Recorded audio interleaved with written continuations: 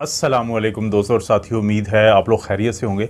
आज की ये वीडियो उन लोगों के लिए ख़ास तौर पे है कि जिनको यूरिन की जो कतरे होते हैं पेशाब के कि वो उनके गिरते रहते हैं, उनके कपड़े ख़राब हो जाते हैं और यूरिनरी ड्रिबलिंग कहते हैं इसको मेडिकल की ज़ुबान में। और इस तरह के लोगों के लिए है कि जिनका पेशाब के ऊपर अपना कंट्रोल नहीं होता।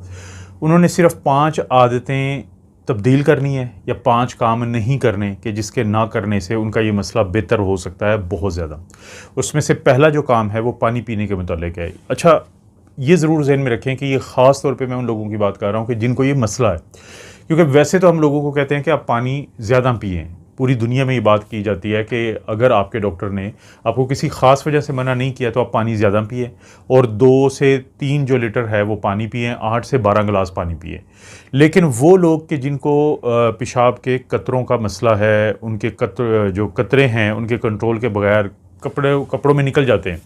तो बहुत सारे लोग नमाज से तंग होते हैं, वज़ू से तंग होते हैं कि जब भी वो वज़ू करते हैं तो थोड़ी देर बाद उनके कंट्रोल के बगैर ही ये चीज़ हो जाती है और उनको बार बार वज़ू करना पड़ता है। या वैसे भी समाजी तौर पे भी ये चीज़ बाज़ का मसला करती है। तो उन लोगों ने 2 चीज़ें पानी पीने के लिहाज से ज़हन में रखनी है। पहली तो ये है कि जब हम ये कहते हैं कि आपको एक दिन में कितना पानी पीना चाहिए, तो हम बताते हैं 2 से लेके 3 लीटर तक, या हम कहते हैं 8 से लेके 12 गिलास तक। यानी हमारी एक रेंज है, नॉर्मल रेंज है कि इतने गिलास पिएँ। अब उसकी जो नॉर्मल की लोअर लिमिट है वो 8 है और अपर लिमिट 12 है। तो वो लोग जिनको इस किस्म का मसला सामना होता है यूरिन वाला, तो वो जो नॉर्मल की लोअर लिमिट है कम से कम उसको मीट करें। वो उनको ज़रूरत नहीं है कि अगर उनको ये प्रॉब्लम चल रहा है तो वो अपर लिमिट की तरफ जाएँ। एक तो ये चीज़ समझें। दूसरा कि जब हम आप लोगों को ये कहते हैं कि आपने एक दिन में 8 गिलास पीने हैं, तो वो गिलास पानी के भी हो सकते हैं, वो उसमें आपकी चाय भी शामिल होती है, उसमें आपके और मशरूबात भी शामिल होते हैं। तो बाज़ लोग एक और गलती कर बैठते हैं कि वो पानी तो पिएंगे 8 गिलास, फ़र्ज़ करते हैं कि वो 8 या 11 या 12 पी रहे हैं, लेकिन साथ साथ जो बाकी चीज़ें होती हैं वो भी 5-7 गिलास बन जाती हैं। तो सिस्टम के ऊपर, ये गुर्दों के ऊपर पानी का इतना दबाव पड़ता है कि वो सूरत हाल के जहाँ पे आपको नहीं आना चाहिए पेशाब या ये कतरे नहीं गिरने चाहिए, तो उस प्रेशर की वजह से भी गिरते हैं। तो ये भी आप पहला ये आदत है कि जो आप पानी बहुत ज़्यादा पीना होता है, इस आदत को आपको तर्क करना पड़ेगा अगर आपको ये मसला है।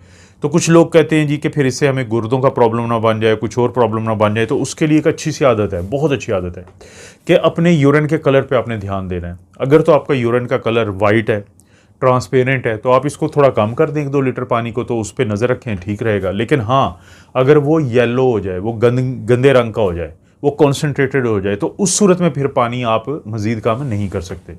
तो पहली आदत क्या करनी है कि आपने बहुत ज़्यादा पानी जो पीना होता है उससे परहेज़ करना है।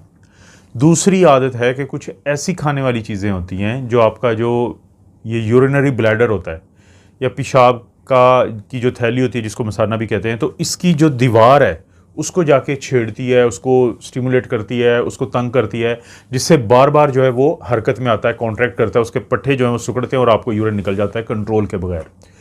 अगर आपको यूरिन के ये मसला चल रहा है तो उस सूरत में आपने क्या करना है कि कुछ चीज़ें उनको कम से कम इस्तेमाल करना है। जैसे कि उसमें कॉफ़ी है, उसमें चाय है, बहुत ज़्यादा मसाले वाली चीज़ें हैं, बहुत, यानी जो स्पाइसी फूड्स होते हैं वो, ये जो कार्बोनेटेड बेवरेजेस जिनको हम कहते हैं कि जैसे ये बोतलें हम पीते हैं खाने के बाद, ये जो सॉफ्ट ड्रिंक्स जिनको हम कहते हैं वो, इसी तरह से बहुत ज़्यादा सिट्रस फ्रूट जो होता है जिसमें ये माल्टे होते हैं, ग्रेप फ्रूट होते हैं, लीमू का इस्तेमाल होता है, क्योंकि ये सारी चीज़ें क्या करती हैं, आपका जो यूरिनरी ब्लैडर है उसको इरिटेट करती हैं।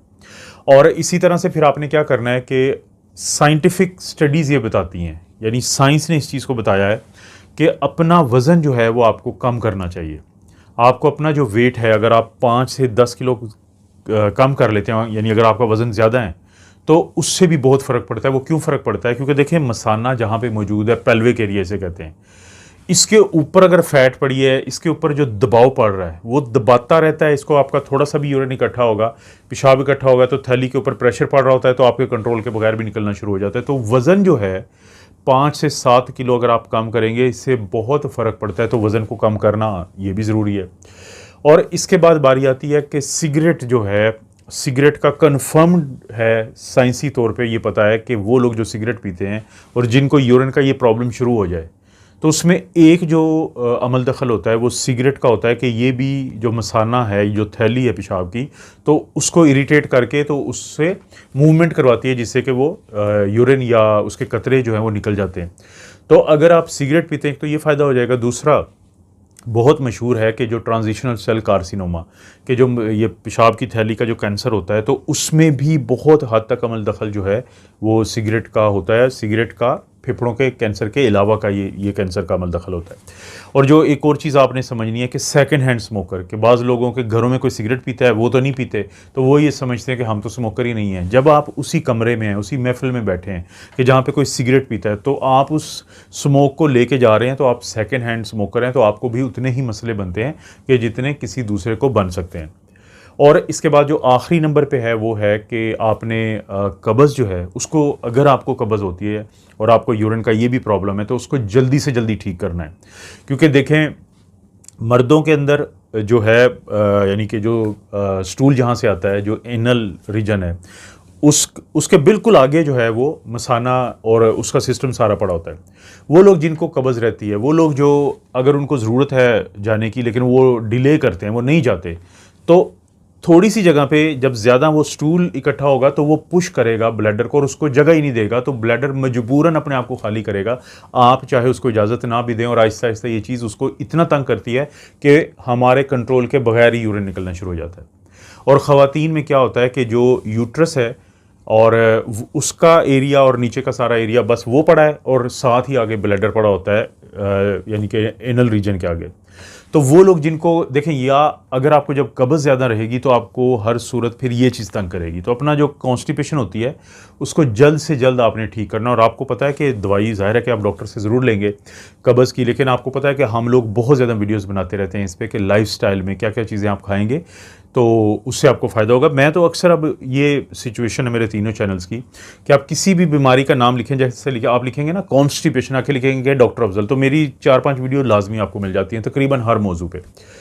तो आपने ये 5 काम नहीं करने, कब्ज़ नहीं होने देनी, वज़न, सिगरेट को छोड़ देना, सिगरेट नहीं पीनी, मोटापे को नहीं रहने देना, उसको आपने कम करना है।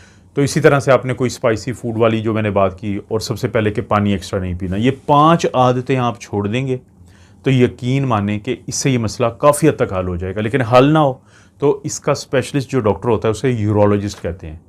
तो आप यूरोलॉजिस्ट जो भी आपके करीब तरीन किसी हॉस्पिटल में बैठता है उसको दिखाएं जाके, सरकारी में दिखाना चाहते हैं, प्राइवेट में, और उनको बताएं कि मुझे ये मसला होता है, तो हो सकता है वो आपका यूरिन का टेस्ट करवाएं, यूरिन कल्चर, आपका अल्ट्रासाउंड होता है KUB, कि आपने पूरा पानी पिया होता है, जब आपको यूरिन का प्रेशर आता है तो फिर आपका अल्ट्रासाउंड होता है, और उसके बाद जाके आप यूरिन करते हैं, पेशाब करते हैं, फिर वापस आके आपका अल्ट्रासाउंड होता है। पता चलता है कि जब आप वापस आए हैं तो PMRV होता है कि पोस्ट मिक्चुरेशन रेजिडुअल वॉल्यूम, कि यूरिन पेशाब करने के बाद भी कितना पड़ा है। अगर वो 50, 60 या 100 ml से ज़्यादा हो तो इसका मतलब है, हो सकता है मर्द हैं अगर आप, और आपको गदूद का मसला हो सकता है।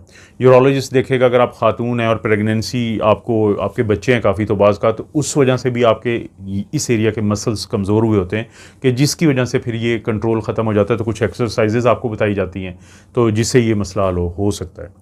तो ये एक छोटा सा मसला है लेकिन लोगों को बहुत तंग करता है, तो लोग अक्सर सवाल पूछते थे, तो मैंने सोचा आपको ज़रूर बता दूं।